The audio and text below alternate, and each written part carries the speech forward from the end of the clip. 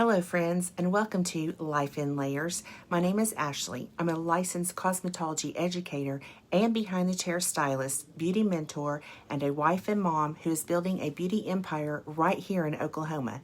With small town roots and a big love for beauty, this podcast is meant to inspire confidence, build entrepreneurship, balance family, faith, business, and personal growth, all while navigating the many layers of life that shape who we are.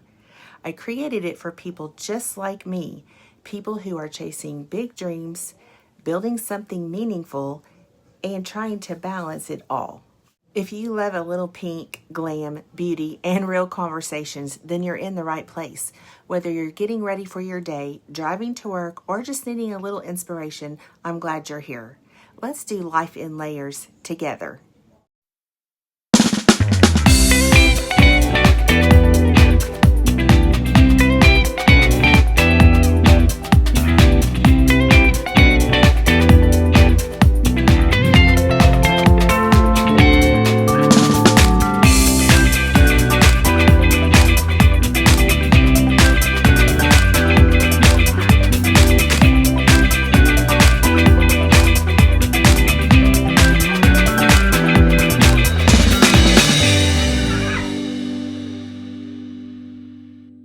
Welcome to Life in Layers.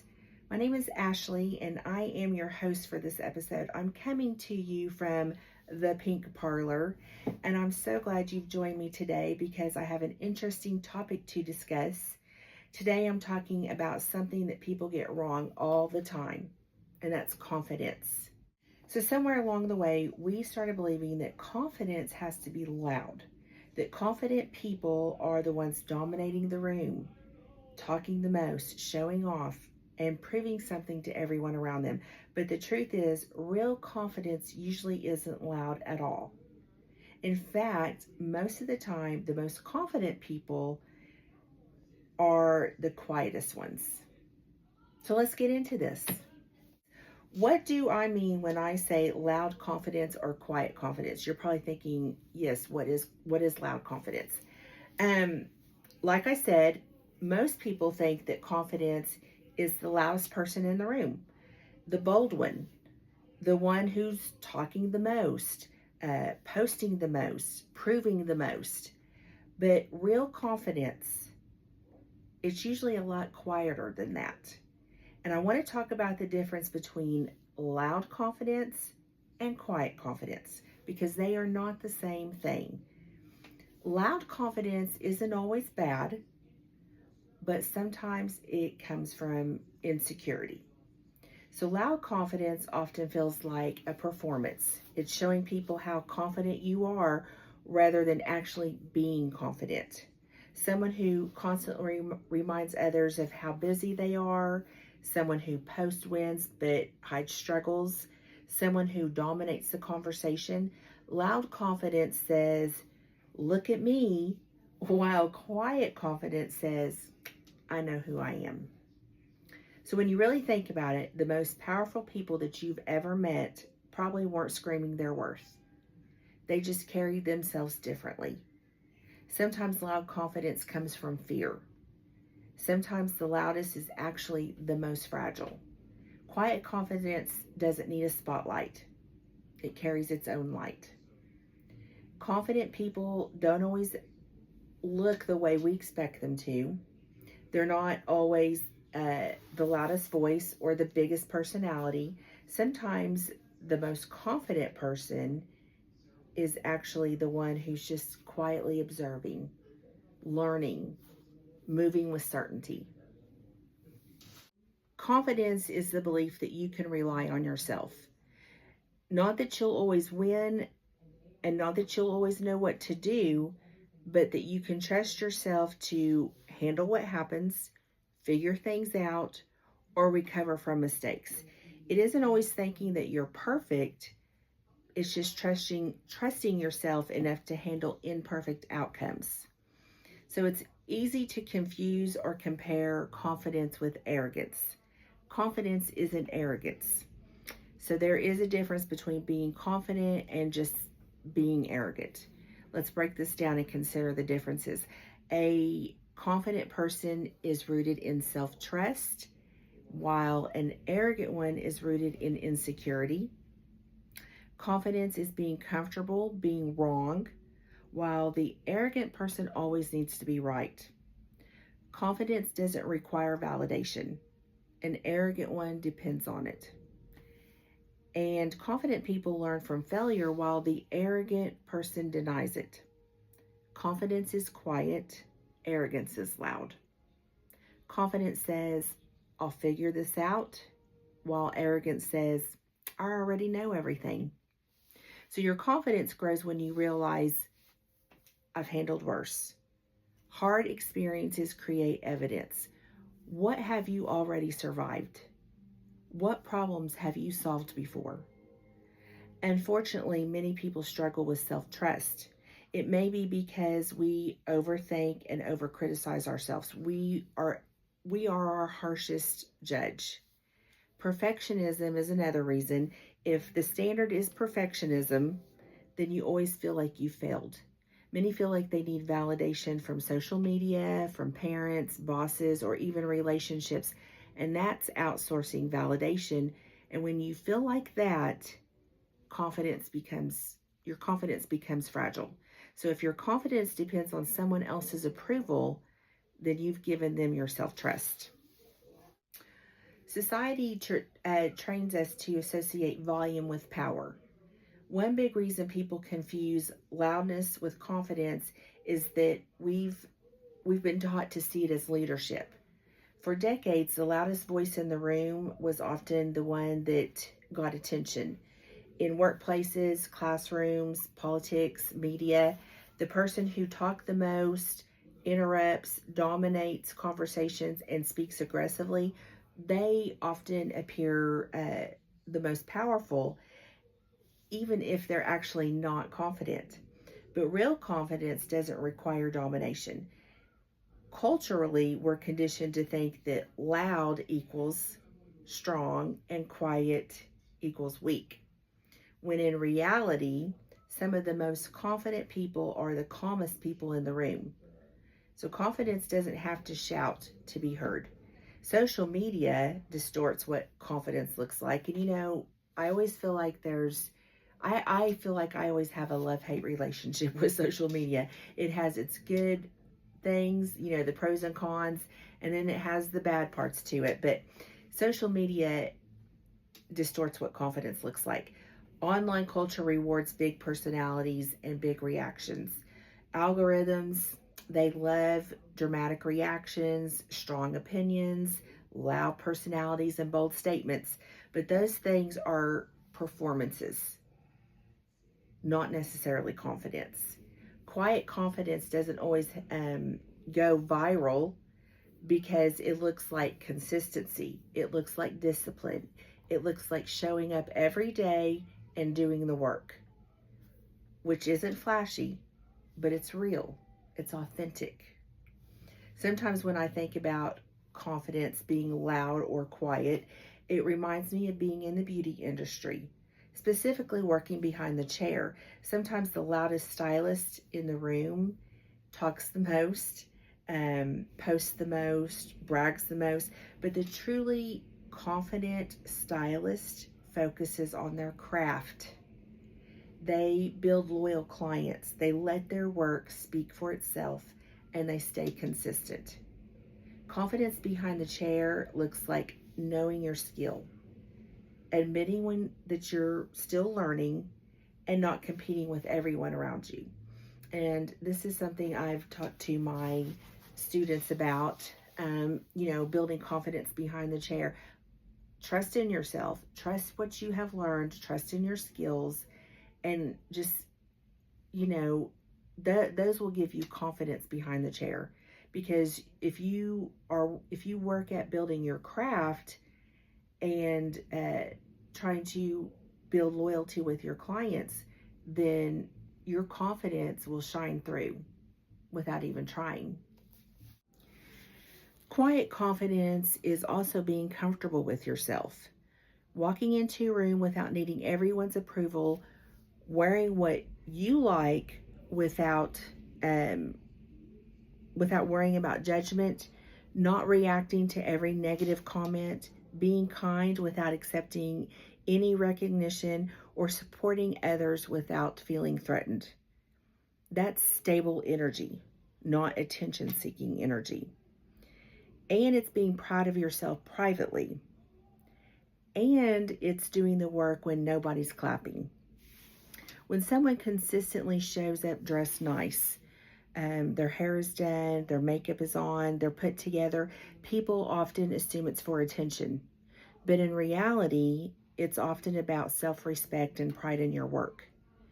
As a cosmetology educator and one who works behind the chair, presentation is part of my professional identity. People sometimes think that showing up polished means you're trying to be better than everyone else. But for me, it's about showing respect for my career, for my clients, and mostly for myself.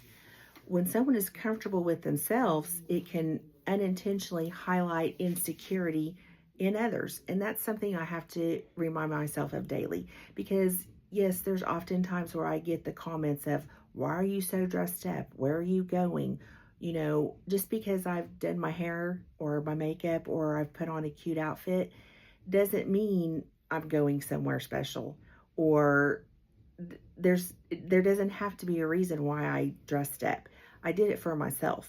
And so I have to remind myself that sometimes when people ask those questions or, give me a hard time, it's not about me, but more about them. So when you show up confident and put together, it signals professionalism, skill, and pride in your work. If I'm asking someone to trust me with their hair and their appearance, then I believe that I should show up looking like I take my craft seriously. Showing up polished isn't loud confidence. It's actually quiet because you're not doing it to prove something. You're doing it because it's who you are. Putting effort into your appearance because you enjoy it, expressing your personal style without apology, not explaining yourself every time someone questions it, that's quiet confidence. You're not performing, you're simply just showing up as yourself consistently. So if you love getting dressed up, then do it. If you love doing your makeup, do it. If you if showing up polished makes you feel confident, then show up that way and do it without apology. Confidence isn't about blending in. It's about being comfortable, being seen as who you are. So, how do we build real confidence? Excuse me. A lot of people think that confidence is something you're born with, but it's not. Confidence is built through self-trust, and self-trust comes from keeping promises to yourself, saying you'll wake up early and actually doing it, committing to improving your craft and practicing, following through on goals. Every time you keep a promise to yourself, your brain learns, I can rely on myself. And that's the foundation of real confidence. It isn't built by talking about who you want to become. It's built by doing the things you told yourself you would do. So one of the most overlooked parts of confidence isn't skill. When you know that you've put in the work, you naturally feel more confident. And this applies to any career, but especially the beauty industry. Practicing technique, learning color theory, improving consultations, mastering style. The more you invest in your craft, the less you feel like you have something to prove. Confidence grows because you know your abilities are real. It isn't pretending you know everything. It's knowing that you've put in the work. It's going to come natural. Comparison is one of the biggest confidence killers. Social media, especially social media, it makes people feel like they're behind. But confidence grows when you focus on your own progress, not everyone else's highlight reel. And that's what they are. They're highlight reels. We can't compare ourselves to everybody. So instead of asking, why are they ahead of me? Start asking, Am I improving from where I was last year? Progress builds confidence because it proves growth. Confidence is built through action, not waiting. Many wait until they feel confident before they try something new, but the truth is confidence usually comes after the action. So for example, speaking in front of people, posting online, starting a business, trying a new service behind the chair. At first, it feels uncomfortable. We are always scared and nervous to do something for the first time. Your brain gathers evidence that says, hey, I can handle this. So confidence grows through experience. It also comes from knowing your values. When you're clear about your values, you don't feel easily influenced by other people's opinions. And I think that's really something we need to think about. If you value professionalism, hard work, creativity, and authenticity, then your choices become easier. You stop trying to please everyone around you, and instead you focus on living in alignment with what matters to you. And this creates a very grounded type of confidence. Confidence is also built by showing up as yourself. It grows when you stop trying to fit into what everyone else expects. Instead, you embrace your style, you speak your truth, you own your personality, and you stop apologizing for who you are. It isn't becoming someone else, it's becoming comfortable with being yourself. It's also a daily practice. It's not something that we can achieve and keep forever. It's something that we maintain through discipline, mindset, growth, and self-respect. So some days you might feel more confident than others, and that's okay. But the key is to continue showing up anyway. It isn't a destination that you arrive at. It's a practice that you build every day. So the more confident you become, the less you need to announce it. When you know who you are, you don't spend your energy convincing everyone else. You don't have to.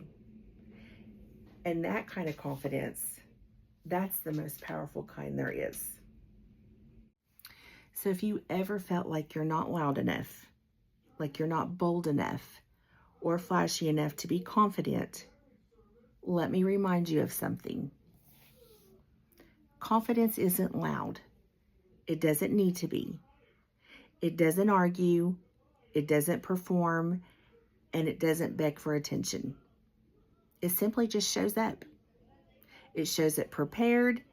It shows up consistent. And it shows up with standards. If you truly know who you are, your work speaks for itself. Your presence speaks for itself, and your character speaks. If you feel like your confidence has gotten quieter as you've grown, that's not weakness. That's maturity. And the truth is, the older and wiser that you get, the less noise you need to make. Confidence is the quiet voice inside you that says, I know who I am. I know what I bring to the table. I know my value and I know my worth. And I don't need to prove it to anyone in the room. So are you chasing attention or are you building confidence? Sometimes the strongest presence in the room is the calmest one. Well, thank you so much for joining me today.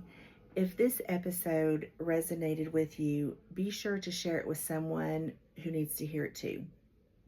Also, be sure to like, follow, and subscribe so you can get notifications on new episodes. Next month, I'll have a special guest join me here in the Pink Parlor, and we're going to discuss the topic of marriage, dating, divorce, or done. Side note, I was actually supposed to do that episode this time around, but we had to kind of tweak our schedules a little bit.